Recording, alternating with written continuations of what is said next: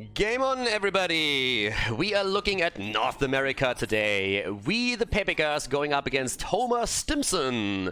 And in our first game of the Best of 3 series here in Division 4 of North America, we have Tomb of the Spider Queen.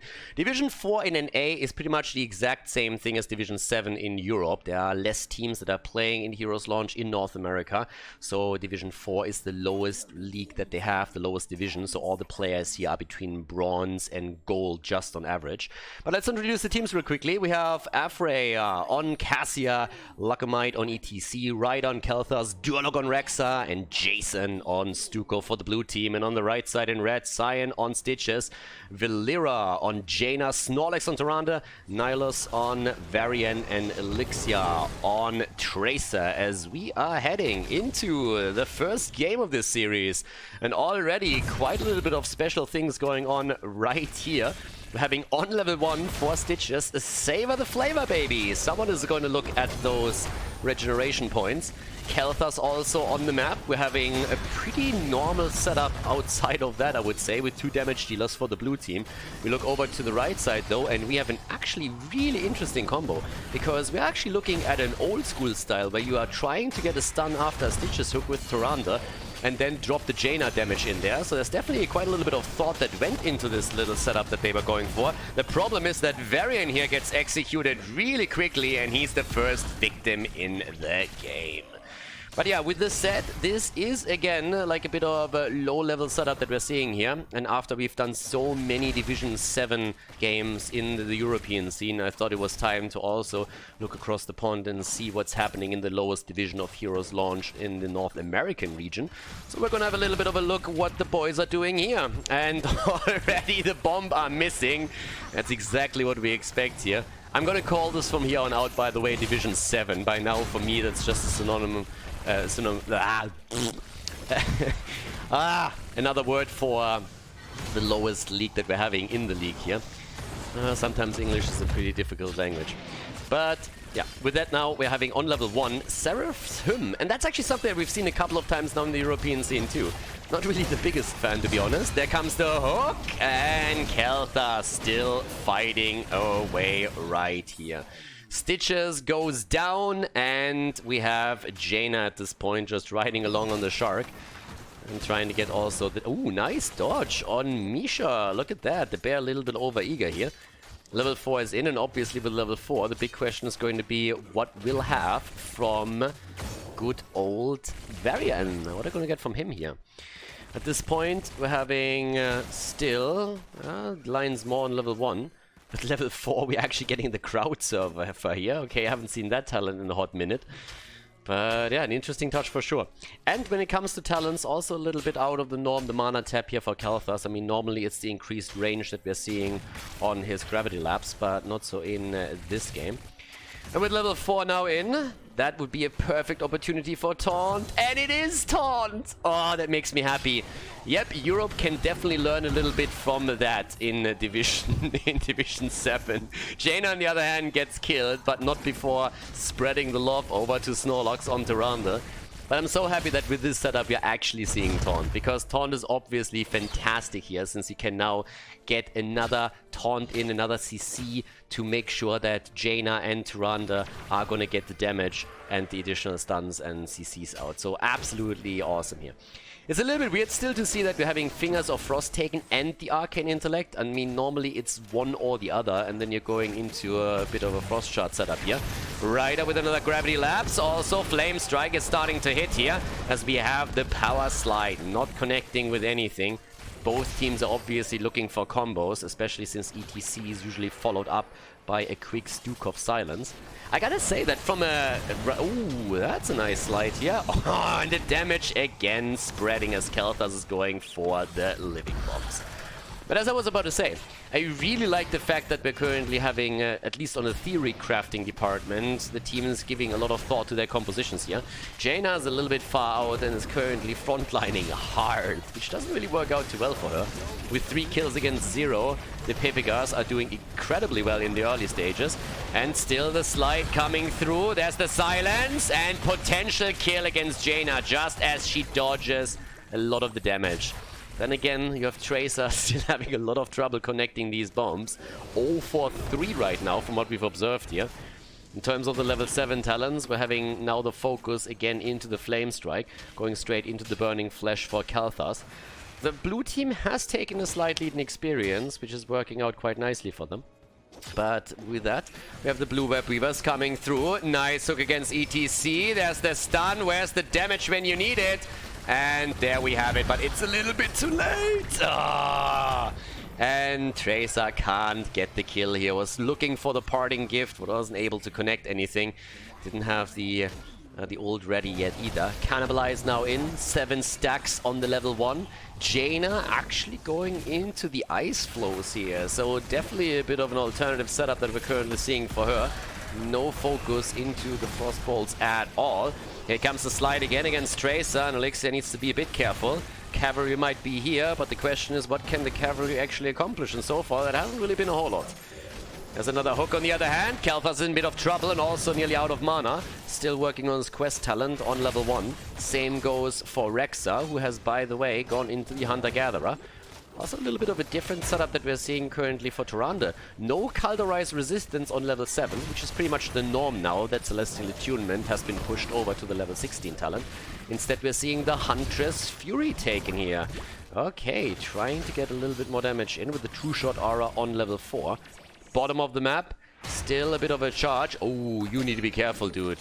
Yeah, Valera comes in. There's the move from from Jaina, and she just misses everything. They're trying to go for the bear. Yeah, if you can't kill Rexa, then at least take the dog down. So Misha dies. Technically a bear. True, still. And here comes the little attack with another good power slide from ETC, but the stun is in. Where's the taunt when you need it? That's an opportunity right there, but the silence from Stukov preventing the worst. Nicely done here, actually. That could have been a kill against ETC, but they were not able to pull it off. No fort taken down, by the way. First objective is over. Not a single fort has been eliminated. Here's the turn now for Homer Stimson. And they get another kill against Misha just as the Weeb Weavers are going to be descending on the map in a second. But you look over on the experience, and that is now a huge lead for the Pepigas, which means that with them soaking experience with heroes the entire time, they have now a level 10 advantage over their opponent. So the question obviously being, how did that happen? And the answer to that, as we see the kill against Cassia, is actually quite simple. They were just spreading the heroes out a lot more onto the lanes than the red team did, which means they were soaking experience on multiple lanes, whereas the red team was running around as a 4 or 5 man for a long time now, which means that they just couldn't get as much XP. And this is something where the blue team should now maybe focus the fight even onto the top lane, but they don't. They give the red team the opportunity to get level 10 before forcing the battle, because they want to defend the Web Weavers on the remaining 2 lanes. It's a decision that you can make, but if you have a level 10 advantage, you should be aggressive with it and really go in for the kill. Talking kill, Ryder nearly going down on Kalthas, and there's the push, and level 10 is nearly there, but even without it, they get the kill against ETC. And the Pepigas definitely misplaying that situation slightly. If you have such a good position in experience, you really don't want to split this hard. You want to force the fight against your opponent and then just simply go and take them down with the help of your level 10 abilities. And they missed out on that completely. Level 10, by the way, the sticky bomb for Tracer right here. But I gotta say that I would have really loved for them to be more aggressive in this. And now, if you just look at the advantage that they had, it's pretty much gone. They're the first one to lose a fort. They've also now lost the lead and experience that they have pretty much entirely. So this is not a really good setup now for the Pepigas. So Homer Stimson is starting to get back into this game. But we're having another turn-in attempt now from the blue team. At least they're attempting to get the gems of Durlock, the Rexa player. There's ETC and can go for the power slide right now. That Starfall didn't hit anything. Starfall against the minions, not against the heroes. That's a moment for ETC. And the Pyroblast with a value. It's party time. He just walks in the middle of them and makes 3 of them dance, but not a single one falls. They're actually all escaping here, and they're turning it around with a kill against Cassia. Homer Stimson goes in and gets the kill, trading 1 for 1 here, and still holding enough gems to secure another turn in. That was actually insane. Even with the mosh pit, they're not able to get the kill here. And now the turn-in is progressing as we speak. There's the ETC slide on the other hand. But the setup that they have is a really strong one. This is honestly a comp that I've been advertising for low-level teams now for a long time. Get a stun setup, get Tyrande with it, and just drop a Jaina into the mix and get those snipe kills. And that's what they're trying to do. They're having everything that they need. They get the hook, they get the taunt, and then they can go for the damage from Jaina. And Tyrande is obviously helping out too. 15 stacks by now for Stitches. Really nice setup for him. There's the taunt, there's the potential kill against Cassia, and he should be able to get this one. But they don't, because Tyrande wasn't there. And that's one of the problems. If you run a composition like this, Tyrande has to be with the damage dealer. She has to be there. Valkyrie completely missing, but the Hunter Garuda is completed. Additional armor now for Rexa and Misha. So the rotations on the map definitely have to be a little bit different. You need to have Tyrande with someone that can dish out the damage. Normally it's a 3-man that's really roaming the map here. I mean, back in the days you had Murden and Tyrande just moving around and trying to get the damage in. Also in this case, again the attack here. A little bit of a weird talent on level 13, by the way. The Fission Bomb for Kelthas. Bit confused by that. I mean, he goes into a Flame Strike build to start things off with, and normally when you want to play Flame Strike, you go into the Pyromaniac on level 13 for the cooldown reduction. We don't see any of that. Instead, we're actually having him head into the Fission Bomb. So I'm a little bit weirded out by this. Bottom damage against Rexa, and that's a wrap. Rexa goes down, Water Elemental with the slow, and that's gems lost on the blue team. 13 versus 13 in talents now. And Tyrande is just continuing with that build. Same icon, hell yeah, I'm taking it. Synergy, baby. So now we're actually having a cooldown reduction on the Hunter's mark with the Ranger's mark taken here, which is an interesting setup. Talking about interesting setups. Jaina nearly going down. Red Web Weaver's once again descending. Here's the next hook. But Tracer needs to be cautious here. That's a nice back and forth. 4 kills on both sides now. And still a little bit curious to see what especially Kelthas is going to do here. Because again, normally if you go into a Flame Strike build, it's Pyromaniac on level 13, and then you go into the double Flame Strike on level 16. But at this point, this seems to be a weird kind of hybrid that we're going to get from him. Doesn't make too much sense, but we'll see how that comes out. There's the quest completed for Jaina, so Ice Block is now a thing. Nice recall from Tracer. Not quite sure if the recall was needed, but dodging out on the ult from Cassia nonetheless. Good hook. Where's the stun? There it is. And it's a nice setup. And the damage comes through finally. Level 13, the Stormfront with increased casting range and radius actually paying some dividends here. Not the build that you would see on a higher level, but in this case, it guaranteed them the kill. Another setup, and this time we're having a fantastic Starfall. And that is... Oh! Stitches down, and everybody low. Unleash the boars, baby. But can he get the kill? I'm not so sure. But Kelthas is moving in too, and he wants to help out. Get some damage in. Where's the Flame Strike? Oh, wow. Varian, actually really bold move here from him. Try... Alright, fair enough, fair enough. Tracer, apparently not a fan of Misha, goes in and drops the bomb right there. But I gotta say, this is a fun one so far. 5 kills against 7.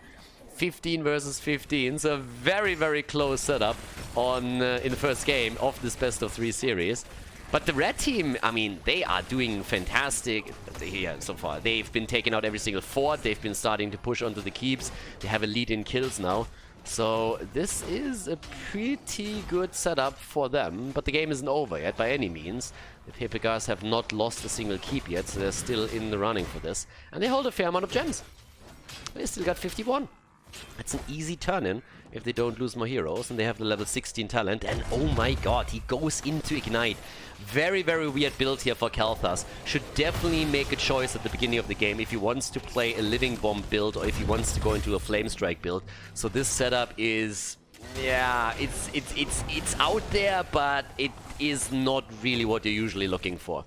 So a little bit weird to see this particular setup from him, but he is going to get some damage off the spread here. But if you want to go into a Living Bomb build, then you should also adjust for your level 7 talent. With that said though, both teams now on level 16. So we're having at this point a few of them already taken, and Jaina actually goes straight into the snowstorm here. So she really goes for a very, very weird build. Well, honestly, I think if you already go into that build, then you should adjust your level 7 talent as well and go for the cooldown reduction here. That's probably going to give you a little bit more. But as it stands, she is going to try and capitalize on the taunt from Varian and the stun from Tyrande. And we're going to find out if that actually works for them. The damage is definitely there, but down at the bottom of the map, here comes the Putrid Bile. Stitches is moving in. Stukov with a get the fuck out of my fight move and pushes him right away. But the Starfall also for a little bit more zoning, and here comes the attack once again, the Valkyrie, and this time it's successful against Stitches. There's the Pyroblast. That should be a kill, and it is. No heal from Snorlax. And I'm coming back to my point that I made earlier. The level 7 talent, Khaldor Resistant, is incredibly powerful now.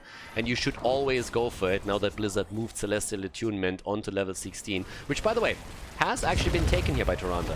But Khaldor Resistance on level 7 is pretty much a must-have, especially if you're going up against the Kelthas that are running Pyroblast here. That would have been highly effective. Even without it, it would have been fantastic. So 2 forts are now down, and with this we have 6 kills against 7. This is a really close game, guys. This is a really close game. Great regeneration, by the way, on Stitches by now. When it comes to the damage setup, we're having Jaina with 42,000, 61,000 though, from the mage on the other side. It's a little bit of a Song of Ice and Fire that is being painted by Kelthas and Jaina here, and so far, the Fire Mage is winning the battle. Jaina is a little bit aggressive. The Jaina flank against a 5-man. Finally realized that it was a bad idea and moves away from this one. There's 3 heroes in the game that haven't even died yet. Kelthas, Tyrande, and Tracer. But the Web Weavers are descending once again. So with them moving down here, the question still remains, can the blue team push through this? Oh, actually the fort in the mid lane hasn't fallen. My bad. I thought that went down, but I'm mistaken here, so it's still in play. Should fall to the Web Weavers now though. And this one at the bot lane is definitely a goner. Here comes the attack though. Holy shit. Massive shove against Stitches. And over to the right side. Yeah, he should definitely fall now. It's actually amazing that he tries to walk through them. Like, are you for real? Why didn't he try to escape towards the top? That might have worked out, but he honestly just jumps on the mount and tries to ride through the entire 5-man instead of attempting to escape through the top. So that didn't work at all. Dumm gelaufen, that's what we call that in Germany. I mean, quite literally. So now we're having 7 kills against 7. A very, very even game here. With a bit of extra damage at the top, since the keep is now taking damage too. But that was a weird move there by Stitches. Whereas, by the way, I'm going into the fishing hook too on level 16. I gotta admit, I'm still missing some coordinated attacks here with a hook into a Variant Taunt, into Tyrande stun, into Jaina damage. Now we get sometimes a setup, but just look, Jaina face checking the bush here. She should be farther in the back. You need other heroes to take the lead at the front here. And stuns like this should only be thrown out after either the hook comes in or after we are seeing Varian moving into this one. So if you want to play a combo like this too, pretty much if you are Tyrande, you have to throw out the stun the second the ETC Stitches throws out the hook. You just have to believe in your Stitches player. And there might be a lot of misses, but the one time that you get a connect, you should also get a kill there. So coordination is everything. I really appreciate the thought behind it, but they need to make sure that they're coordinating this a little bit better. I mean, Jaina is once again completely out there, and she's dropping the damage before we are seeing any kind of setup. So now we need Varian to just move in and say like, okay, I got this, boys, get the taunt, and then Jaina needs to be there with the damage, and we don't see any of this. And this is a great setup. Nice block on the Living Bomb damage, but Stitches is down, and the chase is on as the rest of the team is starting to move in.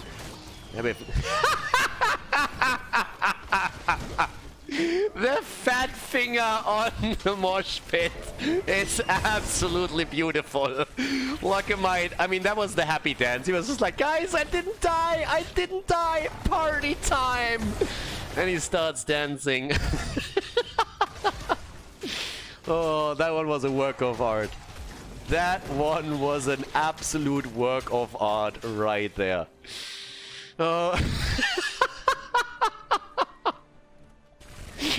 I'm honestly, I'm actually going to go away from my initial assessment. He didn't fat finger the button at all. That was intentional. He was so happy that he survived that he just needed to dance. I mean, sometimes you're just gonna shake the booty, and ETC did exactly that. So yeah, nicely played, nicely played. I can appreciate that.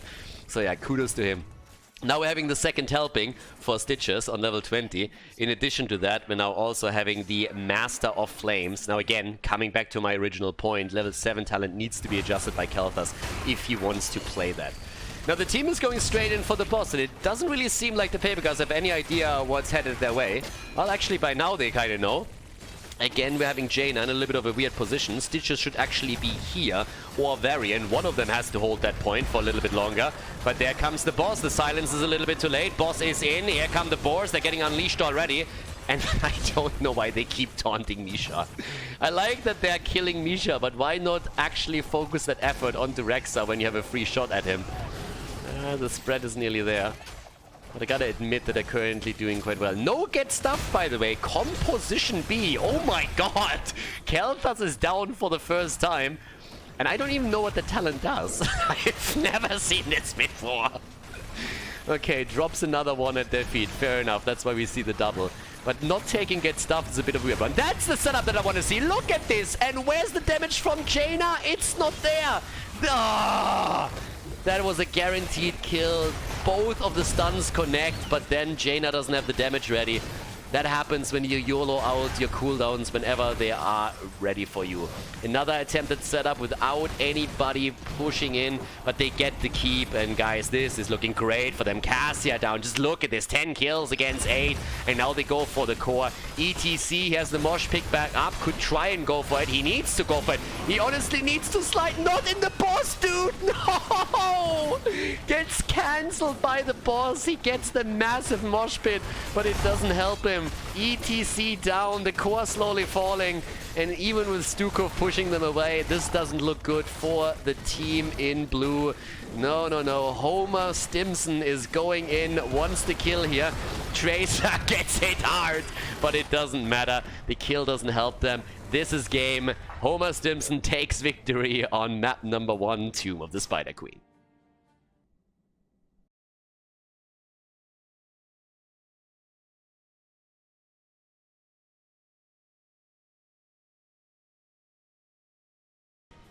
Game number 2, ladies! Yes, Division 4 North America does not disappoint.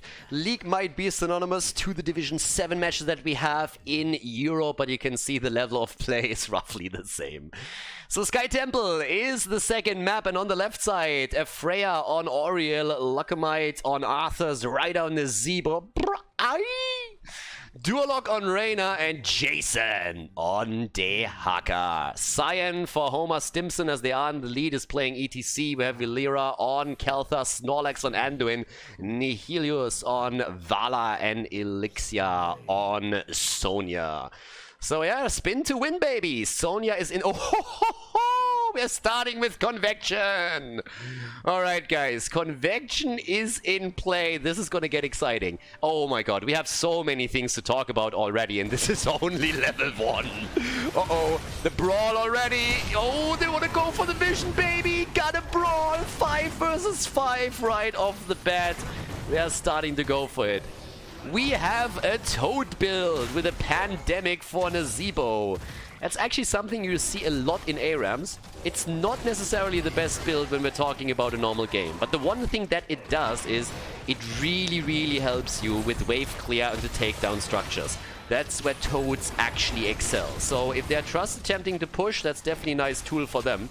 But after Kalthas was played in the last game, he is now played again just on the other team. Homer Stimson just saying, you know what? We can play that style too. We already won the first game, but now we're going to show you boys how you play the mage. That gravity lapse was so bad that you have to assume it was on purpose, and he really wanted to gravity lapse the minion. And he's actually dying to this.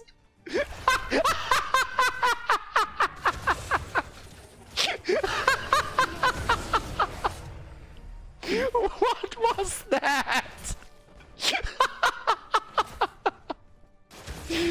Oh.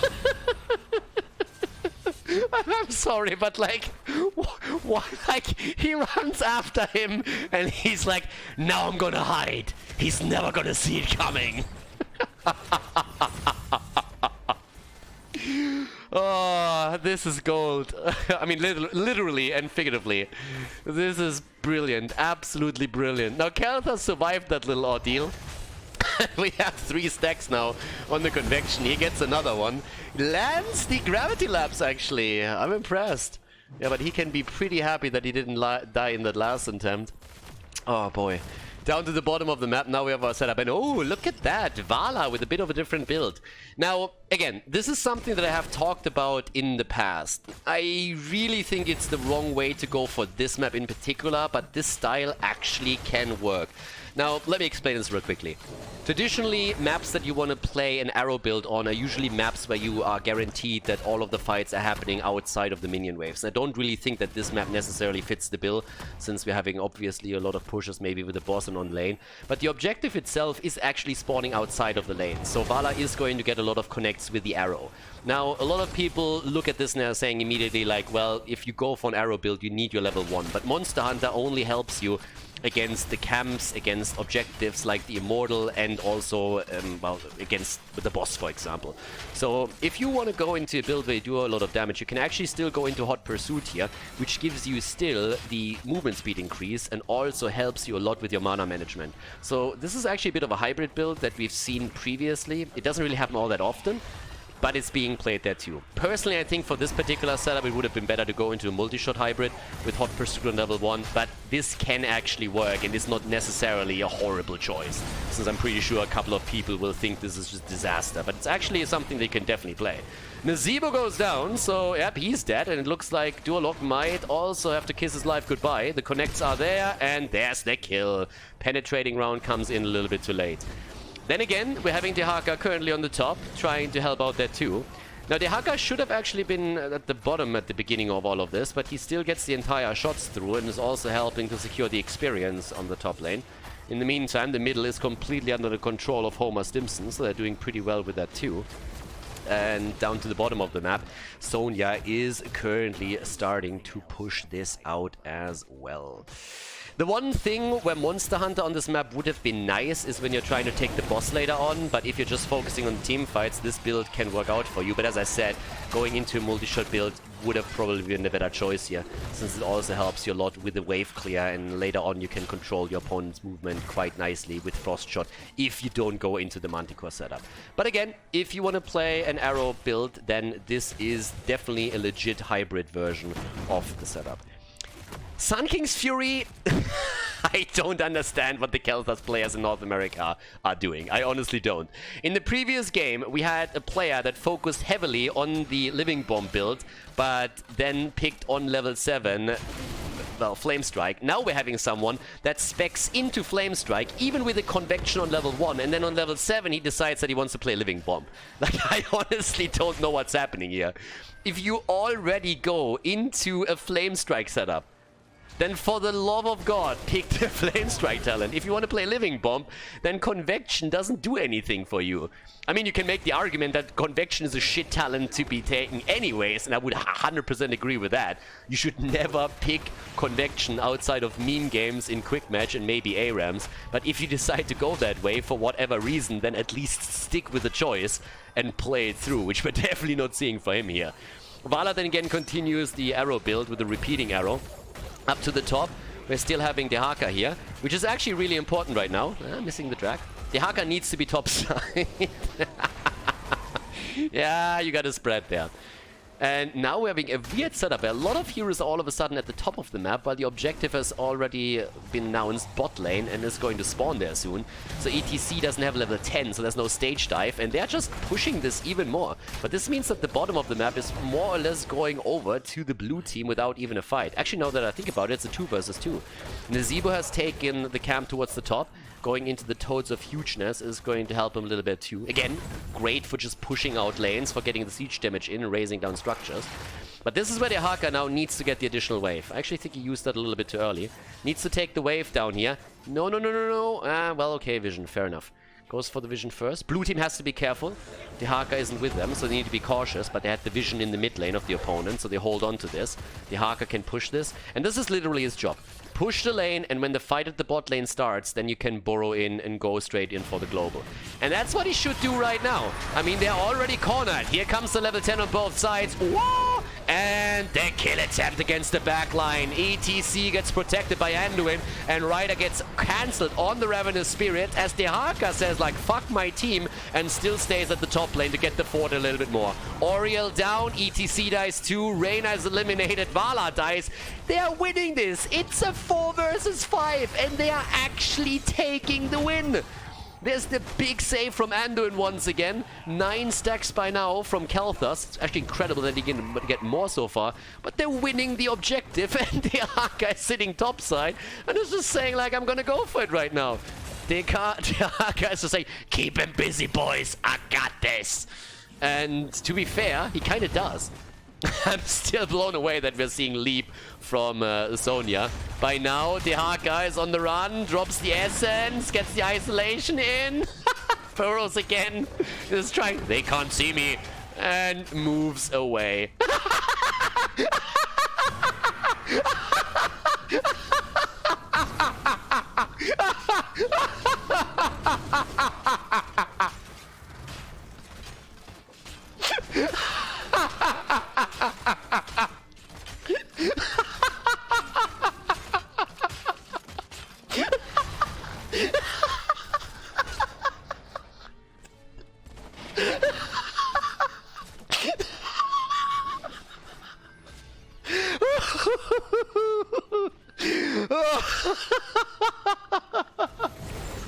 Guys, I can't. I just can't.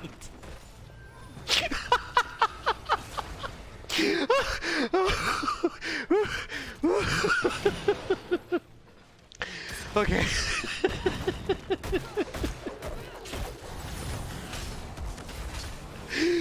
Oh, if that wasn't the best the best move of this entire game, then I don't know what is. Oh. Oh my god, he literally burrows like not even half a screen away into a bush and gets killed a second later. Oh, that was glorious. That was the worst Dehaka move I've ever seen in my life, and it was fantastic. I love it. Oh, Khaldor's going into the backdraft in the meantime. So yeah, he actually... Okay, leaping away. Yeah, Ravenous Spirit, catch him! Yeah, but Blizzard increased the movement speed of every single hero by 10%, which definitely decreased the value of heroes like Nazebo by a lot. So, yep, that just happened. And there's a lot still to talk about. I mean, sorry, Dehaka just had me in a bit of a corner there for a moment, but I'm trying to recover. So, as I was just about to say, Khaldor has the weirdest build in the entire universe. Honestly, I think that Backdraft is just a garbage talent to begin with. If you're gonna go for a Living Bomb build, then again, let's go for Fission Bomb. If you're going for a Flame Strike build, then take Pyromaniac here. That particular talent doesn't really do a whole lot for you, to be honest. Especially with that setup here, even if you want to have control, but there's not enough melee on the other side that I would say that's worth it. That big fight, on the other hand, puts Anduin in a bit of a corner, and he's down. Stage dive from ETC. Is there a slide? Can't get the kill against Durlock on Reyna. ETC slides away instead. And Khaldor, as we've seen in the previous game, just not sure what to do here. Goes into a Flame Strike setup to start things off with on level 1, has 15 stacks now on the Convection, and then starts to pick only Living Bomb. Dehaka, on the other hand, yep, he is getting the kill. No, he's not! Yeah, that's how Sonya plays it, escape mechanism. That's all we're seeing here. Dehaka again, getting attacked right now, and... he really likes the burrow ability. He really does. And is actually dodging out a lot of the damage so far in this game. 6 kills against 3. Level 14 on both sides. And all of the forts have been eliminated with the exception of the bottom right for the red team.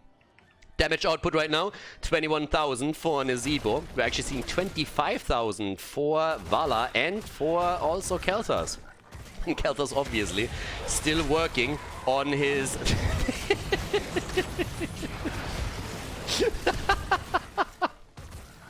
Nazebo with a wall, Dehaka walks into it, then tries to dodge to the wall of his own hero, his own ally, and allows his opponent to walk up to him and take him down. Fair enough. They never saw that coming either. Yeah, our Dehaka player is a little bit special. But as I said, we have 14 stacks by now for Vala on her level 4, so soon she's going to get a bit more value out of this one, but you can tell that 12 minutes into the game, it's a bit rough for her to get the stacks together. Stacks for Kelthas are on 17, so I hope that he's at least gonna get that done soon. Let's see what he picks on 16. I mean, I'm honestly really in... It's unbelievable. Why would you go for that talent in the first place? But if...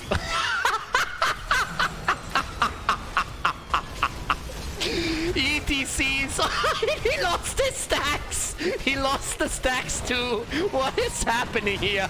ETC saw Dehaka's burrow in his global and he saw, dude, I can do that too! And just jumps on the exact same spot again. Oh, this game is perfect. I mean, it doesn't get any better than that. So Kelthas lost all the value from his convection stacks that he could have gotten, even though he went into the completely different, wrong build for his Flame Strike setup. Then we're having ETC trying to outdo Dehaka by saving himself, jumping onto the same spot and dying half a second later. This game is amazing. Manticore by now for Vala. I would probably go for the Seething Hatred, considering what kind of build she chose here. But if she feels she gets the auto attacks in against the opponent, then yeah, by all means, Manticore is not a bad talent to be taken if you can get those auto attacks in. But given the high focus onto the arrow build, I would have probably just gone into Seething Hatred here regardless. But either way, as it stands, we're having the Rampage now for Sonya, so definitely an alternative build for her too. Ruthless has been taken too. And now the fort is finally destroyed. Dehaka sitting topside. He can help out once the fight over the objective at the bottom of the map starts up. And they're starting to make their play for this. Dehaka still sitting topside. Not trying to help out here in the slightest. Okay, Anduin in a bit of a corner position. They're trying to make the play for Arthas. Getting a couple of additional stacks for Vala. Sonya jumps in on a Zebo who hasn't used his ult yet. Could still pull that off. And Durlock was trying to zone out his opponent. Dehaka still sitting topside. Not really bothered by all of this at all. There's the kill against Kalthas again. He's down. Dehaka doesn't give a shit. He's still sitting topside. PvE all day, baby. And as we are seeing kill against kill, we're having still a fight over the remaining shots of the temple down at the bottom of the map. Dehaka saying like, boys, keep him distracted, I got this, as he's trying to push for the keep. And to be fair, he might get the value right now. There's nobody to counter him, and Kalthas is not back for another 25 seconds. The shots are still getting fired, and Dehaka is still pushing out the top side and is saying, okay, I'm going to get the keep. So he is actually getting the value for his team. While we're having at the bottom of the map an attempt to get at least some kills. Arthas is a little bit aggressive with this one, gets healed for a moment by Oriel, but could still fall here. And they move out, but just barely. The keep, as expected, is down. Dehaka getting the victory for his team, at least on the top lane for now. We have 9 kills against 6. And both of the teams now, of course, waiting for their level 20. Paint them red for... well, there's a Will of Heaven as well for the attack speed for Jimmy, so that's awesome for him. The Paint them red is going to help him to survive too. We're having Nazebo with 136 stacks. A little bit surprising that he doesn't have more, considering that he went into a Toad setup here for himself. I don't think that we're ever going to see Convection completed for Kelthas, but I guess that hope has already sailed a while ago. Yeah, there's the attack against Vala, as she's not only checking the bush, but then voluntarily fighting into a 5 versus 1. Now we're having a potential boss here. But they're actually not making the play. Nazebo is back, and honestly, they could go for the boss easily. They have Hyperion, they have every single ult up that they need for this one, and they have a 5 versus 4. But they decide against it. Not quite sure why. I mean, there's the Kalthas on the other side, so you need to be a bit careful. But without Vala and one of the main damage dealers and already leap taken, I would definitely go for the boss and just like take that fight. It's a 5 versus 4 and it's one of the best you're probably going to get in this game against them. Especially if you get another kill here. ETC slides in, Dehaka missing the tongue and doesn't have the ult ready yet either. Double Temple gets announced now here on Sky Temple. They're still having level 20 nearly in their grasp. 150 stacks for Nazeebo, so he can go into the Vital Infection and should then soon also have his level 20, giving them a little bit more value. Jimmy with the Execute. There's the Vital Infection. Alright. Contagion. Oh no, Essence Claw's taken. Okay, a little bit too quick here on the judgment on what he's going to take. Arthur's in the meantime hasn't made a choice yet. Dehaka sitting topside. I just want to know if Dehaka uses his global at any point to actually join the team. I mean, in case you didn't know, Dehaka is supposed to sit on the offlane until the fight happens and then join his team. Kelthas with a bit of a face check, and there's the level 20s right now, which gives us Rancor over the Farflight Quiver. A little bit surprised by that. ETC into the crowd pleaser. Flamethrower is ready, and they're just going for it. Dehaka still doesn't care, and is just sitting at the top, never helping out. I don't think he knows what the global is for, actually. ETC saved by Anduin. Big ult here from the babyface. And now they're going for Arthur's, and that's the kill. And that's going to be more than that. Yep, there we have him fall. Oriel down, and Duolog, the RNG, and the kill. And Dehaka just sits topside, gets the entire thing, drops the keep in the middle, and is moving towards the mid lane after that. So now the red team obviously is saying, guys, we just lost 2 keeps. We have to do something here. So let's just YOLO and take down that keep and try and go for the core right away. Not necessarily a bad choice considering how far behind they are right now. But they're losing Anduin actually to the keep. Not even any help from the heroes. Keep down, Anduin down. ETC has fallen. And it looks like they won't be able to go for the core after all. Should probably take the remaining shots of the temple in the mid lane. I mean, it's at least another 15 that we have there for them. But it's a weird game, to say the least. 9 kills against 12, and an absolutely fantastic setup here. Alright, Dehaka is back, boys. Dehaka is back. He's ready for this. Dehaka is so ready for this fight. Kelthasson again is not. He's running away, and should so pretty quickly. Core is getting attacked by the catapults now, and at least Sonya is going to take care of it. I guess we might see some damage on the core. Not quite. Shields are still ready. But yeah, the blue team is deciding that in a 5 versus 3, they're finally going to make that play for the boss. So far, Nazeebo hasn't reached 175 stacks on his level 20, or on his baseline that he needs in order to activate the 20. And the boss is about to be taken. They have all the ults up. There is just no way for Homer Stimson to take this. No way whatsoever. But the crowd pleaser and the lead, but the boss is taken. Vala comes into so much AoE, baby. And there's the Ravenous Spirit, the kill against ETC, and the blue team is still alive. Yep, they're already on the run here. Lokomite still trying to spread the bombs and successfully puts them over to Ryder. But now that they're pushing through the bottom of the map with the boss nearly 20 minutes into the game, it looks like at least the last keep is going to fall, if not more. Gotta get those Siege Giants though, before you make your move. They're starting to make that move. 62,000 damage by now from Kelthas, 72,000 damage from and Duolog sitting on another 42k for his team. They're going for the keep. And well, with ETC missing, they might be able to finally pull it off. There's the Vital Infection as they needed it. Problem is that Oriel is really low. And that keep falls finally. But I'm not quite sure if they can actually pull off for this. They definitely need to get away from those living bombs. That's the first there. But now with all 3 keeps down, this is starting to become really, really difficult for the team in red, obviously. They've taken the lead in the series. They've won the first game. But they are just not in a spot where they can do anything on a macro level now. And there is another double temple activated now, one at the top, one in the middle. And if one of them gets completely taken, then it obviously lights out. Having Dehaka going straight in for another attempt to get a camp for himself. And the second Siege Giant camp at the bottom has been claimed too, as Catapult's already pushing in at the top lane and the mid lane. And, well, Homer Stimson is going to be a bit out of luck. ETC shouldn't be here. He has the global. His job is to be at the bot lane right now and trying to take those catapults out that are pushing in, or at the top lane, and then stage dive into the fight. But he doesn't do that. He actually sits mid lane instead. Now at the top, they're starting to set the fight up here. but now that the Siege Giant camp is also pushing through the bottom of the map, eventually this is going to spell trouble for them.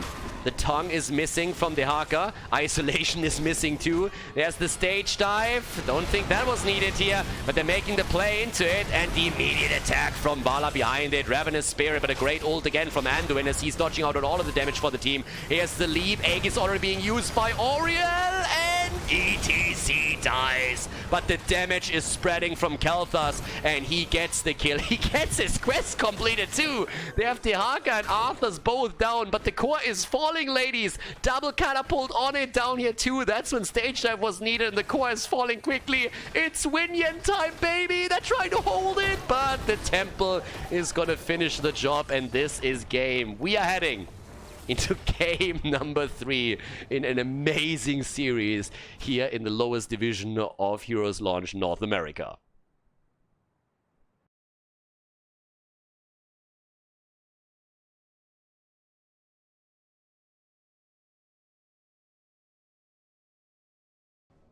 Game number 3! We have a very special series on our hands, and we will see the conclusion now. We have the Fruit Fly in action for the Pepegas, as apparently they decided they don't want to win this game, so they go into Brightwing, deciding to play this without a healer. In order to make up for the lack of abilities on Trashwing, they actually pick Zarya as well, so Jason can give them a couple of shields here. No burrow for him this game, though. Dualog on Phoenix, Ryder on Asmodan, and Lokamite on Garrosh. For the red team, Cyan on Nuburak. We have Valera on Jaina. Snorlax, look at that, on Ragnaros, with Nihilus on Greymane, and Elixir on Alexstrasza. Now that's a real dragon, you know, not that budget dragon that is Chromie, but that's a real dragon. I mean, we see a real dragon form here when we want to. Alright, let's have a look at what's going to happen in this game. I like the choice on level 1 here to go into the Demolitions Expert already. That's a pretty good one. But the Asmodan pick is always a bit of a mixed bag, because personally I really like on the lower levels to have some fun with Asmodan, but you need to have someone that stacks with him, and most of the teams just do not understand how to properly stack with Asmodan. You really need some AoE, you want to prepare the lane for him, and it seems like at this point Ryder is just attempting to get the value against heroes and actually heads into the off-lane solo. Well, and then heads back, so apparently doesn't really make up his mind there. But yeah, with Asmodan you normally want to have Jaina, you want to have Johanna, just someone that can help you to annihilate a minion wave. We've seen this in other games in the past. There's actually a Division 1 match from HeroesLounge Europe that I have on my YouTube channel, where a team has in the second or third game on this map tried to get an Asmodan comp working, and they did a fantastic job stacking in the early game and got real value out of the globes. Ryder, on the other hand, is not going to get a whole lot out of this in game number 3, I am afraid, because so far nobody is helping him in any way, and he's not going to have any significant stacks for a long time here. So unless this game goes the distance, it's going to be tricky for him. With that said, we're having right now still the Ragnaros factor here. Personally, I'm a little bit interested to see what we're gonna get. As much shit as I'm giving Tim, or as I gave Tim in HCC times for Lava Wave, I gotta say that on the low level, I can absolutely understand why people would go for Lava Wave. If you go for an objective that spawns topside and you can just use the Lava Wave at the bottom of the map, you get a lot of macro value out of the talent if you're actually playing a Ragnaros build. Doesn't necessarily work on the higher levels because people know how to deal with it, but if you're playing in Division 4 or the Division 7 equivalent in Europe, it's definitely something that you can try and pull off there. But, of course, if you have pre-stuns, then Sulfura Smash is still going to enable you to get quick kills in there. And we're going to see if that happens. In this case, a little bit of an aggressive build for Nuburak. He's going to try to dive in together with Greymane, I would assume. So we're actually seeing him with the Underking. We should see the Subterranean Shield coming on level 7. Jaina, again, with a similar build to what she used in the first game. I'm personally a little bit surprised that we're actually having the Fingers of Frost taken into the Arcane Intellect, because you don't really need both. then if she still plans to go into the Blizzard talents on level 13 and level 16, I would still hope to see a change in the level 7 talent choice that she made in the first game, because I just feel that through the auto attacks, the cooldown reduction here would really work if you're trying to get that Blizzard value. Now, the build per se is not something that I would recommend. There is definitely a better build for Jaina, but if you are set on playing that particular style, then I would still go for the synergy just to find the value there. Either way, we've seen some very special things in the previous matches, so let's see what the first fight holds for us. Jaina is already sitting in the middle of the map and pushes another lane out. That's actually going to be a lot of damage onto the wall, thanks to the camp that they just escorted in. Nobody is dealing with that. Right wing is also up to the top already, but with 31 stacks against 0, this seems like a foregone conclusion. There's, on the other hand, the Dragon, and the double kill. Trashwing is down, so is Garrosh, and they are pushing them off the point quickly. That's a real Dragon right there, not that chromey budget shit. Look at this, majestic as she is. Alexstrasza is probably going to take to the skies later on. But 33 against 11 puts the blue team still in a position where they might be able to poke a little bit with Asmodan and still get the setup here. With two heroes now slowly coming back and Brightwing making an appearance thanks to the global, they have an opportunity. 34 stacks, 37, 38, and it looks like they're going to grab it. They're down 2 kills, but they take at least the objective. Or are they? Hello? 39. And there it is. Alright, so they get the Punisher. Oh, good throw on an Uberak, and zip, he's down. Now Jaina goes into the Icelands here. Okay, fair enough. So gets the cooldown reduction here. And also restores a little bit of mana. Mana is not going to be something that she is going to have to worry about. With all the talents that she's taken, 1, 4, and 7. I mean, hello? Subterranean Shield is now in too. And Greymane, well, that's one of the cool things about Ragnaros. This is one of the reasons why in HGC, when teams in the earliest days try to play a bit of cheesy comms, they sometimes comboed Ragnaros on this map off with Nazeebo, because the whole attempt was to get Nazeebo into the late game, and Ragnaros is amazing at defending against objectives. Jaina, on the other hand, is in a lot of trouble here and very likely to go down if Jason... What? Yes, there we go. Okay, there's the kill. Grenade to the face, baby. Where's the level 7? Explosive barrier taken, no particle grenade talent on the 7. Missed opportunity there, but still. So for now, we're having the Art of Chaos taken. Trying to get a little more value out of that globe. Level 7 also for Greymane with a Wizen Duelist, so someone is confident here. Not quite really sure if that's the best choice for him. And also, as we're seeing Asmodan up at the top lane, can he get slowed? Yeah, there we go. And that's a full-on commitment to Asmodan, and he is definitely going to die right here. Asmodan down, the blistering attacks then again for Ragnaros on level 7. And as it stands, blue team has actually taken the lead in experience.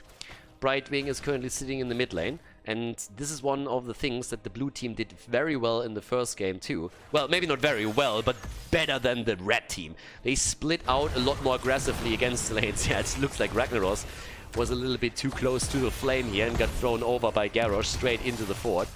Yeah, but as I was about to say, the blue team, generally speaking, does a bit of a better job soaking 3 lanes at once and doesn't focus as heavily on a single lane, and that helps them. Yep, there's the ults and there's the kill. Down goes Jaina again. The Brightwing team actually starting to do quite well here. Level ahead. Half a level until the red team is going to see their heroics. And that means that we now have an opportunity for the team in blue to push this a little bit further. Still got to point out that Asmodan is just really low on stacks. 100 stacks 7 minutes into the game out of the 400 that you can get there. That is really bad, guys. That's the reason why you want to draft something with Asmodan that helps you to get the early waves, because that will really propel him forward to then be self-sufficient at some point and enable him to get waves and therefore stacks all by himself without having to rely on anybody else in the team. Now we have actually, in this case on level 10, the Ring of Frost claimed. Okay, in addition to that, the Cleansing Flame for Alexstrasza, so our proud dragon is definitely going to take flight in this one. Ragnaros, on the other hand, hasn't made a choice yet, and I'm a little bit curious, because there is the Anubarak set up for Sulfuras that can definitely work out, But if you are trying to play... Oh, there it is. It's Lava Wave, baby. The Lul Wave is in the game. And now the only question that we're having is, how is he going to use it? Is it going to be one of those Ragnaros players that thinks he can use it in a team fight and hopes for the opponent's team to be dumb enough to just stand there and take it? Or is he going to play the macro game and use it on the offlane? Again, the approach here. There's the ult from Zarya. The damage comes out, and Ragnaros uses it in the mid lane. He used it in the mid lane, and the blue team is actually just standing there and moves out of harm's way, with the exception of Brightwing, because Brightwing is just not smart enough for them. Phoenix goes down though, and the second kill as the fruit fly is getting taken down. The fly squatter was used, and Jaina eliminated him. So now we have a 5 versus 2 on the map, and they go straight in for the next point. But as I said previously, we actually have a chance for Ragnaros to use it on the offlane in relevance to the objective, in relation to the objective throughout the entire game, just to get a little bit more global pressure with Ragnaros. I would actually appreciate that quite a bit. But right now, 6 kills against 4, and the lead on the objective might give the opportunity to Homer Stimson to bring this home. There's the attack against the Nubarak, jumps in for the stun once more. It's a 5 versus 5 again, as Zarya is joining the battle too. And there's the damage from Phoenix, the heals, but the double kill against Jaina, and the Nubarak is putting a quick end to the ambition of the red team. They lose Alexstrasza too, no cleansing flame for her, and it's their 5-man team wipe as the entire team gets eliminated, and Homer Stimson is going to face another objective on the map now. The Pepegars are doing incredible here in the team fight now. They have the early lead with level 13, 9 kills against 6, and they're somehow pulling this off. Yeah, at this point, they're looking at 25,000 damage on Zarya. It's getting the mad value. Jaina sitting at 22,000 only, and with the second objective, there's a chance for them to drop the second fort of the game. And since there's no wall that you can bait the Punisher over, it's a pretty fair assumption here. Jaina, for some reason, is actually tackling the bait. Garrosh was trying to go for the interrupt against Ragnaros. That didn't work out. And little Raggy is trying to do what he can, but he gets burned down very quickly. And without level 13, they're obviously falling behind here. Punisher jumps in, does some solid work there, and they will have to retreat behind the wall. And they do exactly that. Bait him over, baby! Bait him over! Bait him over! No! Ah, that's another kill! Ragnaros goes down. Die, insect! Eliminated. And with that, at least Alexstrasza is trying to make her fellow dragons proud and get some value. Keep in mind that Phoenix was actually never with the team. He was down at the bottom of the map and trying to get the value there. Again, the Stormfront taken, so it seems like level 13 and 16 will prove Jaina to go into Blizzard talents once more. No adjustment on the level 7 to make that build maybe even a little bit more powerful. But it's 10 kills against 6 and nearly a 1.5 level lead that we're currently seeing here. So things are starting to become worrisome for Homer Stimson. Oh, they're in trouble. They won game number 1, but in this third and final map in the best of 3 series, they are starting to really suffer. Jaina, on the other hand, is about to complete her baseline quest. That will give her at least Ice Block and another tool in her build. Ragnaros is trying to get the value here in the mid lane, so he's at least getting that. And that's actually not too bad. I just don't really know why they didn't keep Jaina in the middle and use that at the top. But they're going for the fight again, and a kill against Greymane seals the deal for one of the damage dealers here. Subterranean Shield is keeping Nubarak alive, but they are pretty much only on the run the entire time. Now the shield keeps the bug in play though. Little Kukaracha is currently still playing safe. 16 is there. That's a 2-level lead, guys. They're nearly doubling their kills by now. And with level 16, we're now seeing the Hush. We're also having, in addition to that, the Total Annihilation. Asmodan, on the other hand, is still sitting at only 200 stacks. So yes, he's going to complete his level 1, but he's not getting a lot out of this one. Cams are now being stolen away too, and things are just looking worse and worse for Homer Stimson. They need to honestly have a big victory here at some point. And it looks like Snorlax is going to get put into a corner now. No, actually, they have the rest of the team here to help him out. Alright. And Jaina is again the one that moves down to the bottom of the map, trying to push the lane out here. Now she has the wave clear, obviously. But yeah, I wouldn't really worry too much about that if you are having Ragnaros in your midst. He can always use the ult and late. That doesn't have it ready at this point, but still. The next team fight is going to be a tricky one though. Somehow Homer Stimson has to try and take the fight. 30,000 damage for Jaina, which does compare pretty well to Zarya on the other team. Phoenix is only sitting at 23,000. One of the reasons is that Phoenix was actually on the off lane a lot in this game. Didn't have him in a lot of these fights, but with actually only half a level missing, 2 level 16 talents, it seems like Homer Stimson might be able to go into a battle for the next objective on even talents, at least if they hurry a little bit. Yeah, they get the value towards the top. Get one wave here, should try and get another one top side, maybe the one in the middle. They will definitely fall a little bit behind, but they should be able to force that fight on even talents. Yeah, maybe keep someone around. Okay, they're going to the mid lane instead. That should be enough experience as well. There's already the slight lead for the opponent's team, but there's level 16. Both teams now heading straight in for it, and this is the fight. This is the one that counts. This is the big one. Epicenter, and using it immediately. Jumping in, trying to get the kill here. Ring of Frost doesn't connect with anything because Zarya got cocooned, but we're having the kill against Phoenix, and that's a good start. Homer Stimson taking the lead here. Ragnaros could now also use his ult on the top lane. There's another quest completion for Jaina, and baby, we are off to the races. The damage comes in, there's the Dragon Queen, and another kill as Trashwing goes down again. Zarya tries to get the value, but she's also annihilated, and that's 3 kills for 0. And they're getting another one against Garrosh. Holy moly, ladies. They are actually just destroying them. Asmodan gets at least a counter kill against Jaina, but it seems like he might also fall now, and that's indeed what happens. But he gets the Mortar Punisher for them! What? Nicely done. A full team wipe against the blue team, but they're still getting the Punisher, who turns around and gets a triple stun against the red team. Yep, last minion. That's the shot that they needed, and indeed they do. Ragnaros is burning the top lane pretty easily, and the rest is just trying to get the bottom of the map here. So yeah, that's value for them. I mean, that's additional experience, and that is a pretty good value for the ult that he just got. And this is honestly how you should use it. Just use it on the offlane just to make sure that you're getting the pressure there. Quest completed for Nubarak means that he has another 500 hit points now. Quite helpful for him, to be fair, because so far he might have only died twice, but he is getting bullied at the front line pretty hard. And this game is all of a sudden open. 12 kills against 11. That's where we're sitting right now. Jaina needs to be a bit careful that she doesn't face check straight into the opponent's team again. Especially since she already sees that something's happening here.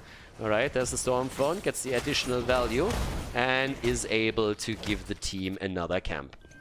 They're still behind. By half a level in experience now. The push into the bot lane. Ragnaros is all alone here. Asmodan still far, far away from completing his baseline. Again, he needs help for that. In the early game, not now. In the early game, this is literally where you decide if a Asmodan player is going to have a lot of value for you or not. Phoenix is trying to play it safe here, but might have moved back a little bit too late. Seems like he barely makes it. And yeah, Cocktail doesn't connect. Didn't walk into the mist there, into the brush, and therefore no chance for them to actually get in for the kill. But this is looking more and more like we're going to see Storm Talents for both of the teams. And guys, this series deserves a close third game. I mean, after all the gloriness that we've seen in game number 1 and game number 2, we need something spectacular for the third map as well. And so far, we're seeing exactly that. The blue team hasn't lost a single fort yet. Not one. They've taken down every fort that the red team had to offer, but it is still pretty even. Half a level lead is not a whole lot there for them. So by now we're having level 20, and that gives us also the gravity kills right there. Yeah, I don't see that too often either. The Black Pool has been used, the Unconquered Spirit is still ready. And obviously experience is gathered by the red team now as they're trying to make their play with the Titanic Might now for the Pepegas. But yeah, the next objective could be... well, it could be the last one. Depends a little bit on who takes it. I don't think that Homer Stimson can end the game, even if they win the Punisher. Because, let's face it, they have to go through every single fort on the map still before they can put anything off here. I like the 16 choices at least here with the Draconic Disciple. Or, sorry, Draconic Discipline. But the level 20s, that's where we'll really see how they're going to perform now. At least for Ragnaros. Ooh, drops the ult again. 2-minute cooldown for that. Honestly, don't understand why you would do that at this point. That seems to be, especially since he's going now into, well, he drops Lava Surge, so that resets the cooldown. I would have still held that a little bit longer. You can still pick it later. Either way now, though, he still has another charge left and can use that during the fight. Obviously, at the top lane, only the camp really survived, but that still might be a problem. Ragnaros needs to be cautious now. And we have Cold Snap. Cooldown reduction is what they're aiming for here. On Ruby Wings for Alexstrasza. So pretty meta, actually, when it comes to the level 20 talents. Not that we have a lot of meta builds in this lineup. I mean, you only have to look at Jaina to realize that that's not going to be a thing. But she's still topping the damage of her team with 35,000. Zarya on 42k. Would have loved to see a little bit more of a focus into the particle grenades with level 7 and level 20 taken. That's normally where she gets a lot of value. But there we go. Ragnaros could also clear the bot lane right now for the team. They're engaging again. The Ring of Frost does not connect. And they're trying to get the counter kill. There's the silence. But already Zarya in a little bit of a pickle since the cocoon came out before it happened. And they're trying to get the kill against Phoenix. The Unconquered Spirit already procced, and that's the end. Phoenix down, Garrosh eliminated. And it looks like Brightwing is also on the run. Yeah.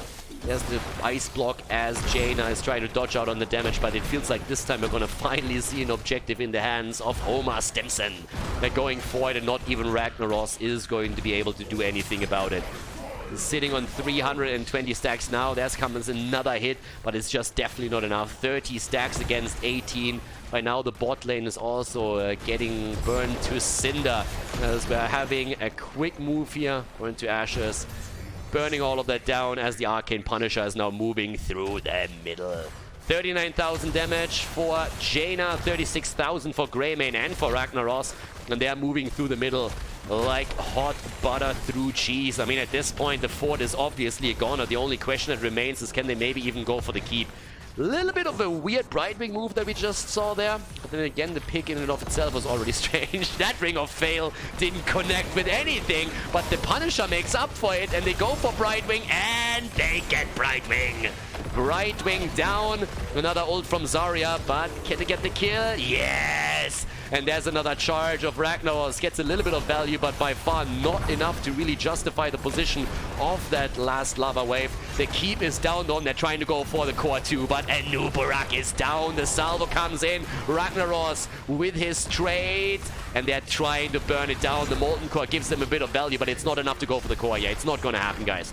Yeah, not going to finish the game here. They need to make sure that they're not overextending too hard. Another globe comes in, and we have the chase on as Jason is looking, well, not for an ult, he doesn't have it, but he could use a couple of particle grenades here to poke them down slowly and steadily. Top lane is pushing against the red team, and there's the globe quest finally completed. 20 minutes in. Asmodan is going to get some value for the team now.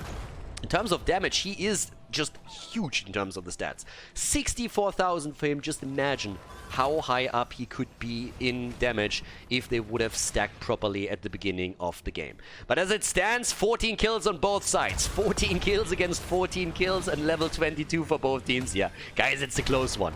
It's a really, really close one. So at this point, we're having again our setup with a 5 versus 5. Anubarak is back to business and ults are ready, which means Ragnaros can still control the macro aspects of this map. Should really start to push the bot lane again. Just keep in mind, oh, that's a little bit of a reset that we're getting there, and the damage comes through. The ult dodged on Zarya, this time not connecting with anyone. There's a lot of missed value that we just saw there, zoning all around. A good hit from Asmodan, but not of any consequence right now. And they're still burning the mid lane. Yeah, Asmodan is trying to get those catapults into a better position. Personally, I would really love if you would do that on other lanes than the middle, because I don't really see too much value for them there. They have the keep down already, so catapults are going to move there either way. But just imagine that lava wave destroying everything at the top and putting the shaman camp in a better position to actually destroy the fort here and push this a little bit farther. 18 stacks by now on the Wizen Duelist, by the way. The only remaining quest talents that we still have in action.